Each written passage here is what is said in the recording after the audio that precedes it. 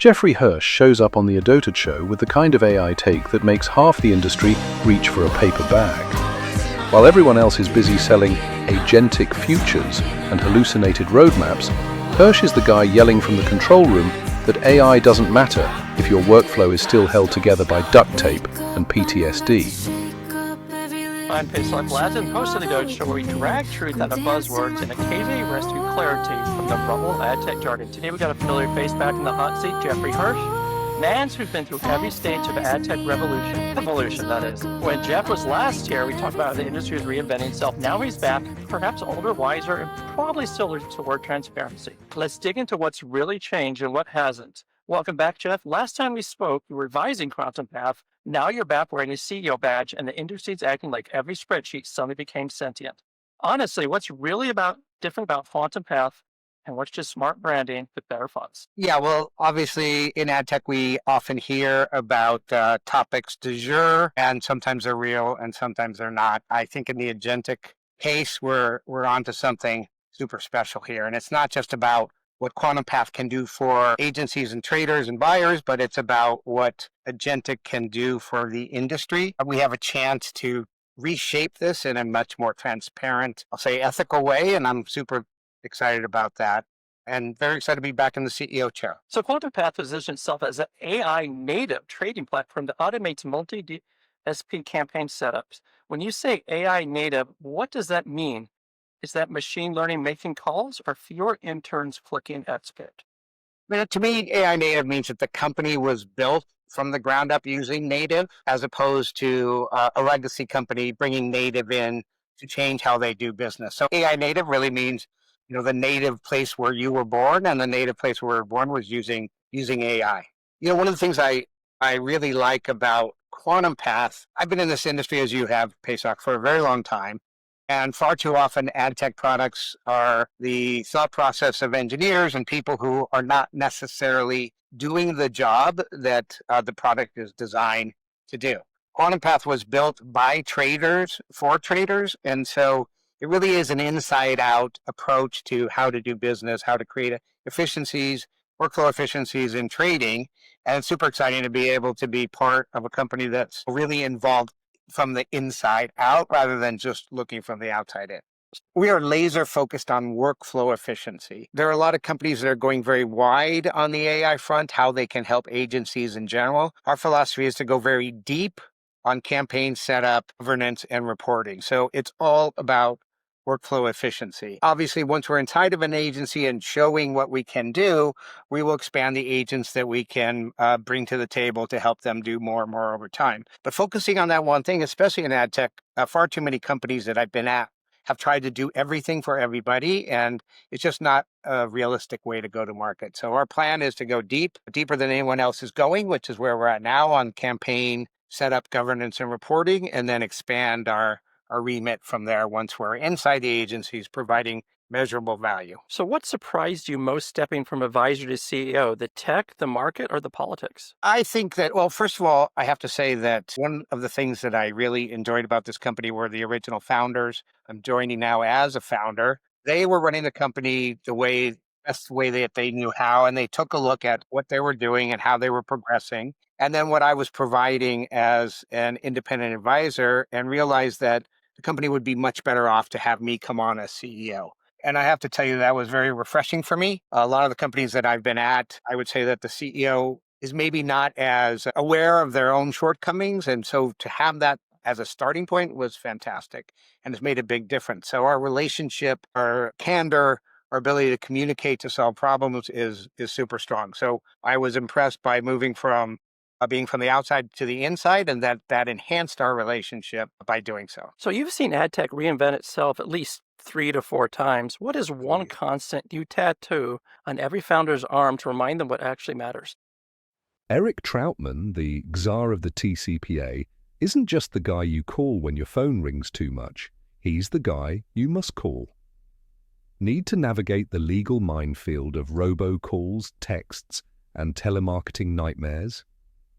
Troutman doesn't just give you advice. He hands you a roadmap, a compass, and a do not press this button sign. Practical? Yes. Actionable? Absolutely. And if you're not calling him first, let's be honest, you're probably making a mistake. Well, I mean, I think we get lost in growing. I mean, I was trying to remember the last time I talked to a company where the first question they asked was, "What's best for our customers?" Far too often I hear, "What's best for our company?" And I think you lose track of why we're in business, and that's to provide value to our customers, which of course increases the value of our company by having more customers and growing. But I think we lose track of that point of view, is how can we help our customers do their jobs better and be more effective as a company, and that'll reward us through that success. So you've gone from CMO to CO to strategic conciliere, back again. What have you learned about leading people who think in cold, sell in jargon, and dream in CPMs? Well, I think that I mean, it comes down to how do you lead, really, I believe. And I think one thing I always promise everybody I work with, regardless of the role I'm in, is that what they will get from me is respect and recognition. I think those are things we can offer to anybody at any level, from and to. And again, going back to the people part, I think we lose track of that, especially in a business that moves this fast. You have to make changes fast, but one thing that should be constant is how you work with your people. Also along that way, I have to say that one thing I have learned is that to be able to understand that feedback is a gift. It's hard not to take feedback and get somewhat defensive.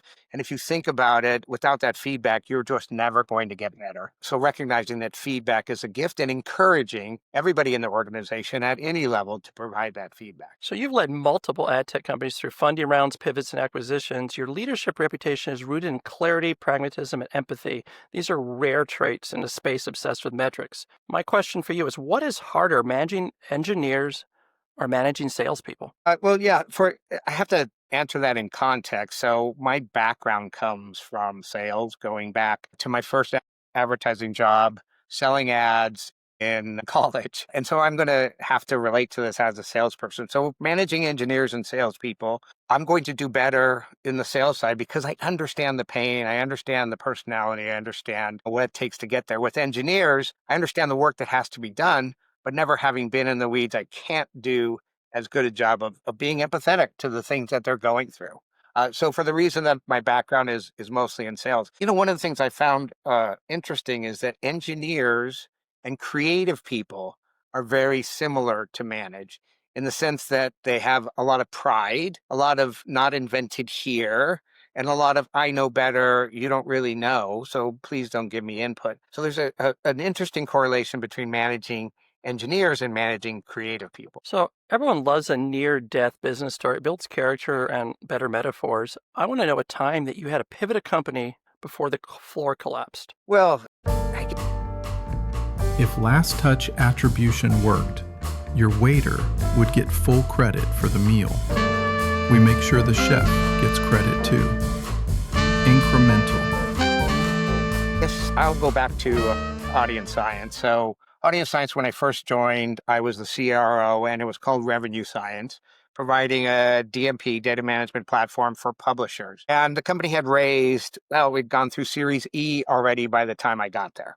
Raised a tremendous amount of money, and most of that money was gone. So I came in and had to learn how to generate revenue, had to create how to generate revenue.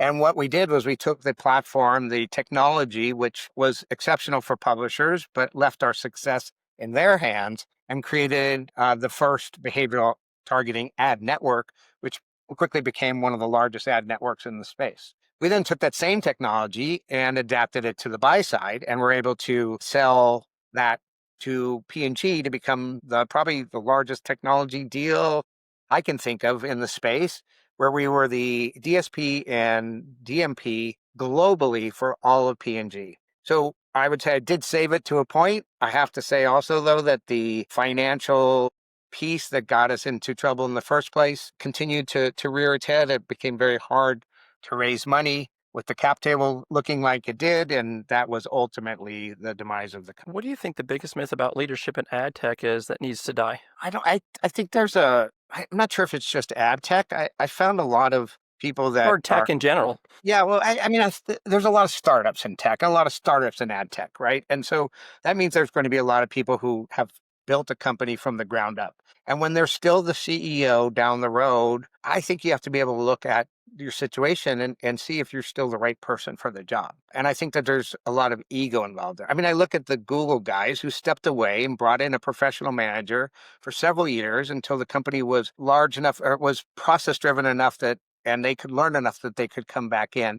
I don't see that happening much in ad tech. I think I see a lot of CEOs that think they can still run the company they did the same way they ran it from before. And that's probably true until they can't. And I see that a lot. Do you think we have too many evangelists and not enough operators? There's definitely a lot of evangelists, and it's hard not to be that way in the space. I mean, when you look at the space and you see all the things that are possible, it's hard not to just envision what can be done.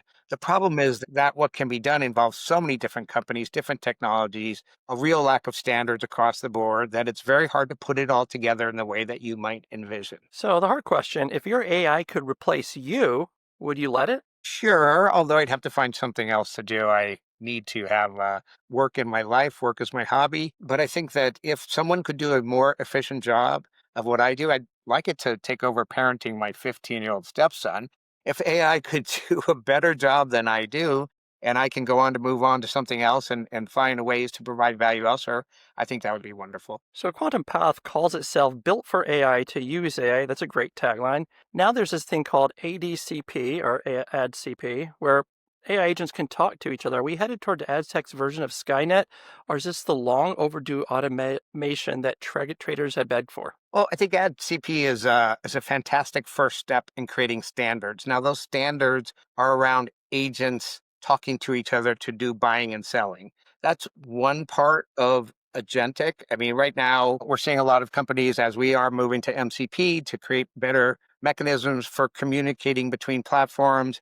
That allows us to access and work with APIs better. And that's an important part of where the industry is right now. Legacy platforms have a tremendous amount of scale, customers, people, and they're going to be around for a long time. AdCP does a very good job of starting the conversation about how buying and selling will be done trader to trader, but it's just a start. And it's not all that there will be. One thing that comes to mind in that buying and selling is other players. How about data players? How do they get involved in that cycle? There's just a lot to be thought of. And I do see that that's a future. I just don't think it's going to be as quick as some are predicting. Scale. What are people getting wrong about AI agents? I mean, I think that we're learning now that nothing is perfect in the AI world, that we still need human oversight. So if there's a thought that an agent's going to do everything and people will not be necessary, that's not true. Not at this point. And it may never be true. So does this kill the DSP wars? Again, legacy platforms, the depth of their technology, the global nature of their business, the intelligence of the people, the customer set. I think they have time to be able to adapt to this world and leverage their legacy penetration and size to be able to do well in the agentic world. So if AI is going to make all the decisions faster than humans can review them, who will be accountable when something actually goes wrong? I mean, that's a good question, Pesach. I think that that's why you can't, at this point, lease everything that's done to agents. I think that human oversight is still necessary. I think what we'll see, though, is that where it's necessary is a continuum, and it will continue moving to less and less necessary. I can't predict whether we'll ever get to 100%. I may not be around by then, but I think that it is a continuum, and it will continue to change. And over time, people will still be involved. Do you think in 5 years, agencies will have traders, or AI will handle about 90 to 95% of the work while humans just choose the soundtrack? The way I see it is that traders will move into roles of supervising, orchestrating, if you will, the AI technologies, to be able to use AI technologies to create the best outcomes. And that will be a trader becoming a different type of trader. There probably will be less of people just with hands on keyboards and more with people who are strategically leveraging the tools to do trading better and better over time. So you've survived every ad tech apocalypse since the first banner ad. What has kept you curious and sane through the decades of hype cycles, acquisitions, and caffeine-driven chaos? Look, I'm curious by nature. It parallels my personal life. My life continues to change. For instance, I now have 2 grandchildren. I'm learning from them every day. So I'm committed to continuing to learn, never thinking I know everything. And certainly AdTech provides me with daily problems to solve and things to learn. And I don't see an end to that in my lifetime. You keep up from burning out an industry that moves faster than its own ethics. I think it's just having a North Star of integrity and respect and recognition. And look, one of the things I like so much in this space, besides the change and the problem solving, is the people. We have a lot of very smart people in this space. I've made a tremendous number of friends in this industry across the world, and it's become part of my family. So I can always look at that as a consistent part of my career in AdTech, and that supersedes any kind of change that's going on with technology. You have like a, I can't believe we pulled that off career moment, some sort of like humble brag, but one with chaos. Well, I go back to FastClick, one of the founders of FastClick, and I probably shouldn't say it out loud, but many people, including a company called Specific Media, which has another name now. I'll let folks do the research. We made our money from doing pop under. For those who don't know, it starts with a V. We made our money with pop unders, and we were able to sell the company and then take it public. Sell it in a Series A and then take it public. And so we took a company public that did pop under advertising. So I think that's a good answer. And what's changed the most about how you define success today versus when you started? I think success to me now means a lot more about doing more for the greater good. It's very hard to do in the advertising world to achieve that. Where I achieve it is in personal relationships. I can look at a number of people in the space that have worked with me in the past, and I know I've contributed to their careers. And those are places I can absolutely point to where I feel very good about what I do and feel like I'm contributing to the world in a way that maybe only I can do in that specific situation. What's the dumbest buzzword that you helped popularize, and do you regret it? Did I help popularize? I don't know if I'm going to come to that. I'll tell you the current buzzword I don't like. It's the outcomes era. I just don't know an advertiser who in the past said, I'm going to spend money and I don't want an outcome. Now I get that But everything's an outcome. Even if it's a bad outcome, it's still an outcome. If your perception or whatever. Yeah, no, I agree with you. And I think that, look, outcomes are absolutely critical. I just think they've always been critical and that this is not the era of them. It's just, it's become too much of a buzzword. If you could start over in 2025 as a 25-year-old entering ad tech, what would you do differently? I'm not sure there's a lot of things in ad tech per se that I would do differently. I know personally I would negotiate harder for what I was compensated. I've done a lot of work to help make a lot of people very wealthy, and I did so by trusting that I would be taken care of. By being a person who's generally a nice person and a trusting person, I tend to let that bleed into my professional life, and sometimes you just can't trust people to do the right thing.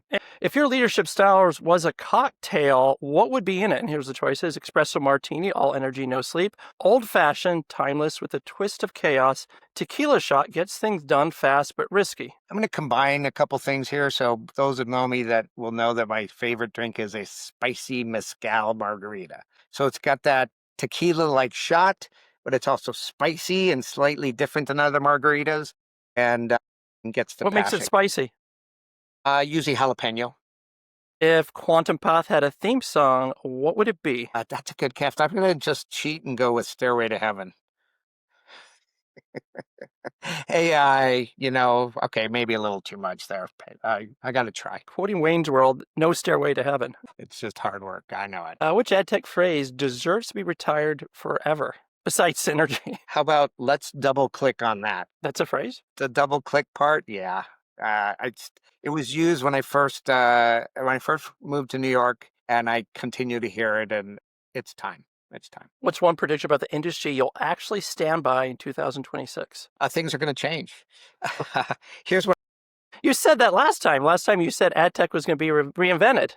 Here's what I absolutely can say is that it's possible and it can. Two of the tentpole events in the industry now, AdCP and MCP and Agentic will be buzzwords. I think I got that one right. We'll check back in at the end of the year. And last but not least, what is your guilty pleasure after a long day of AI hyping? Well, I've gone from AI hyping to hiking in the outdoors. So I've always been a hiking person. I recently moved back to California. And so now I work New York hours, and at the end of the day, I can take a nice hike here in the San Ynez Valley, and I'm going to stick by. And Duke, can we get you to dance this time?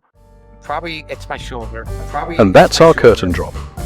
Big thanks to Jeffrey Hirsch, who walked into the ADOTAT show and casually detonated half the industry's AI fantasies with the elegance of someone who's actually shipped real software. Hearing him talk workflow, leadership, and the uncomfortable truths baked into this business is the kind of grounding therapy Adtech didn't know it needed. And of course, gratitude to our sponsors who keep this whole circus running.